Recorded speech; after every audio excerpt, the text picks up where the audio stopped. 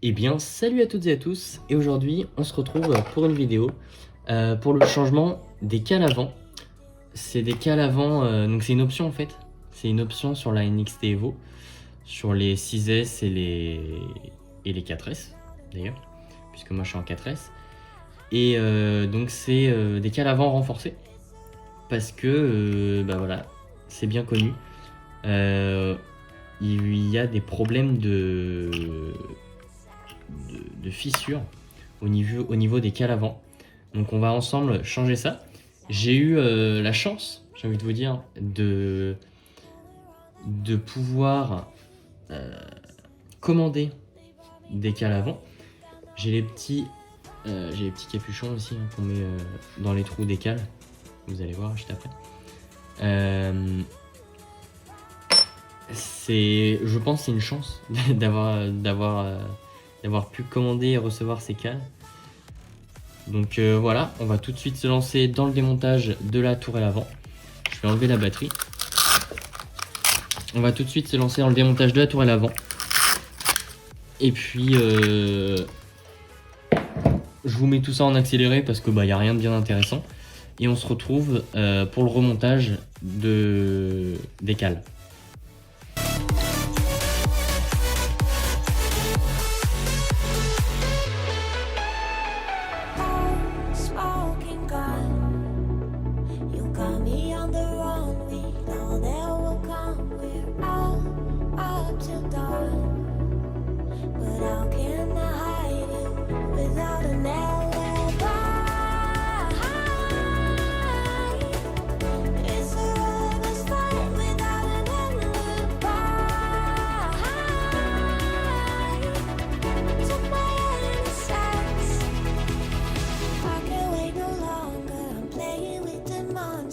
Everything that brought me alive. Oh, we're all like monsters, playing with the monsters.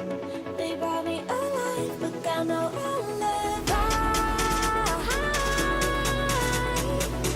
It's a lover's fight without an. Et bien nous revoilà avec le train avant complètement démonté. Donc on a la tourelle, j'ai démonté la tourelle, les triangles supérieurs. En soi on pourrait les laisser, mais il n'y a aucune utilité puisque déjà on enlève la tourelle, donc autant enlever les tiges qui tiennent le triangle supérieur. Et puis ça nous fait un peu de place pour travailler. Du coup en fait je peux tirer un peu le train avant comme ça. On va avoir cette cale là en fait à changer. Je sais pas si on la voit très bien. C'est celle-ci. Et la seconde cale qu'on va changer, je me demande si c'est pas celle-ci qui est devant là. Celle qui est déjà en alu, mais dans un alu pas très... j'ai pas la composition de l'alu, mais il doit pas être terrible. Déjà il est assez fin, ça doit être du 3 ou 4 mm. Et d'autre part, il est déjà fissuré. Étant donné que j'ai fait que 6 ou 7 packs, c'est quand même un peu prématuré. Alors, une fois que vous avez tout démonté, il va falloir enlever les... Est-ce que j'en ai d'autres? Ouais, voilà. Ça, les tiges qui viennent ici en fait. Donc il faut enlever les anciennes. Donc il faut enlever les petites sécurités qui sont juste là.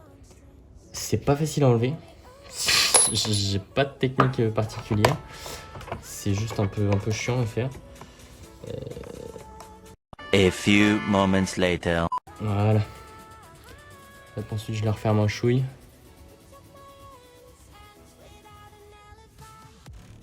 Hop, je la raplatis bien.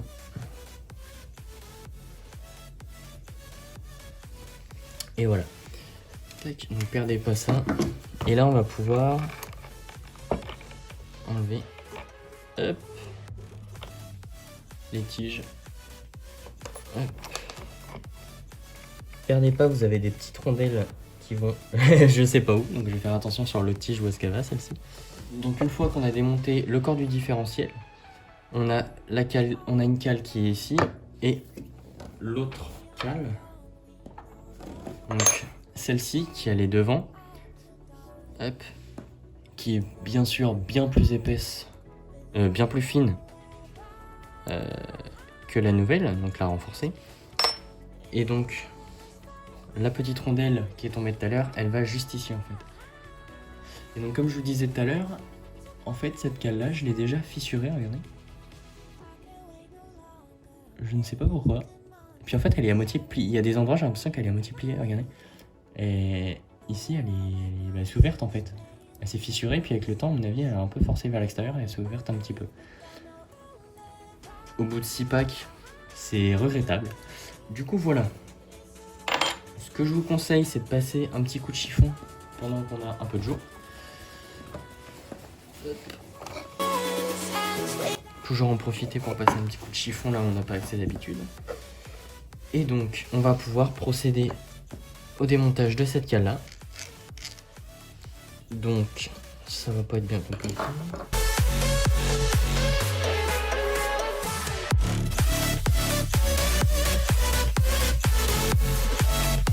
Et donc c'est cette cale là qui vient la remplacer, c'est celle où vous avez un arrondi, donc pour que la noix de cardan puisse passer sans frotter. Voilà. Et donc elle va dans quel sens? Elle va dans quel sens? Ok, donc ça irait dans ce sens là en fait. Hop. Alors après il y a juste un petit détail dont je ne connais pas la différence. C'est quand vous commandez le kit de cale, vous recevez 4 capuchons de chaque. Donc vous avez, là c'est marqué entre 1 et 3 degrés, et là c'est marqué 2 degrés. Donc à savoir à quoi ça correspond, j'en ai aucune idée.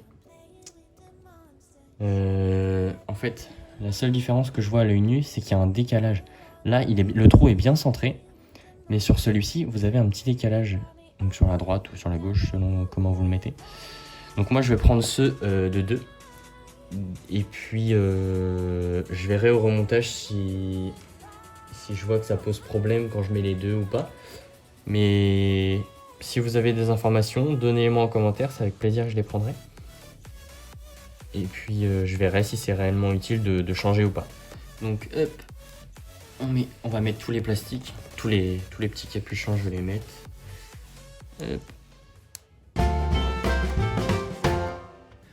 On les a tous montés. On va donc pouvoir monter cette première cale.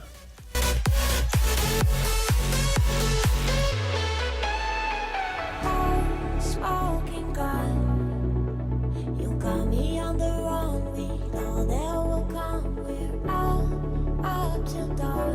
Donc une fois qu'on a fini de monter cette cale là, on la laisse de côté pour le moment.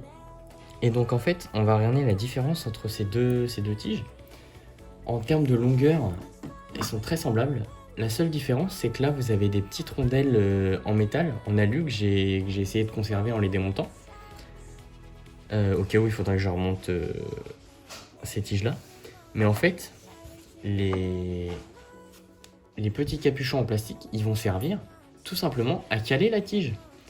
Vous n'allez plus avoir besoin de ces petites rondelles qui sont très, pour rester poli, très énervantes à démonter. Alors que là, vous aurez juste à enfiler cette tige-là et elle viendra se caler dans les capuchons en plastique. Donc je trouve l'idée super intéressante. Tac, super. Je trouve l'idée super intéressante. Donc on va pouvoir procéder au remontage. Tout simplement, hop. J'aurais pu démonter la barre anti-roulis, la barre stabilisatrice quand même.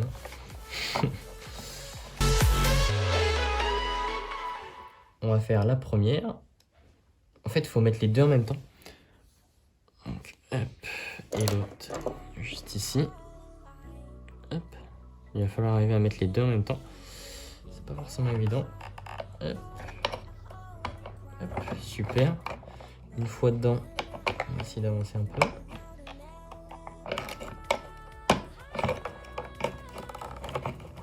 Comme tout à l'heure, j'ai l'impression que le triangle de gauche dans celui-là, ça force un peu plus.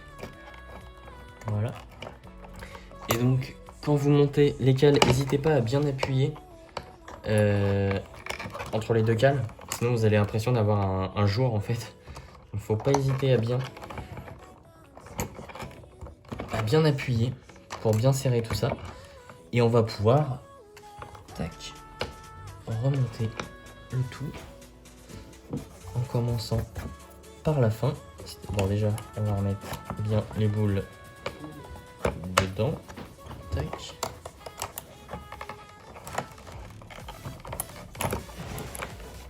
Ok. Super. Les triangles supérieurs, ils seront à remettre juste après. Donc on va glisser le différentiel. Et le remontage, en fait, c'est le même. En fait, le démontage et le remontage, c'était quasiment le même que quand on a fait les différentiels. Parce qu'en fait, c'est quasiment au même endroit, hein, finalement. Donc, hop, super. Et donc là, on va pouvoir remonter toutes les vis. Donc là, on a les deux là, les tiges qui viennent là avec les triangles supérieurs, les deux vis là que je vais remonter tout de suite d'ailleurs.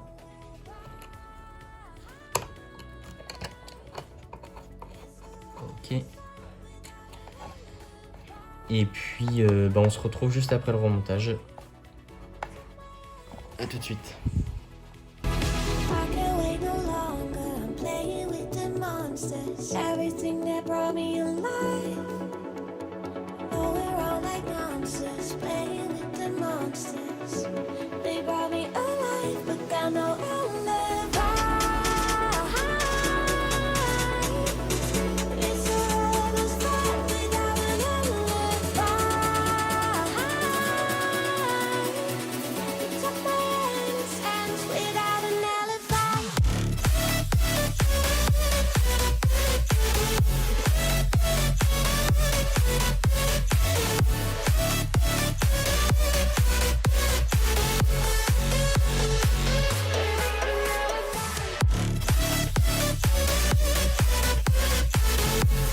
Et donc, une fois le tout remonté, on n'oublie pas, comme la dernière fois, le petit pare-buffle qui passe à merveille. Et j'oublierai pas de refixer mes suspensions. Donc, écoutez, merci à tous d'avoir suivi la vidéo. Et puis, j'espère que ça vous aura aidé à monter vos cales, ce kit de cales sur votre voiture. Pour ceux qui ont la chance d'avoir eu accès à ce restock très court. Donc je vous souhaite une bonne semaine et puis à la semaine prochaine. Ciao!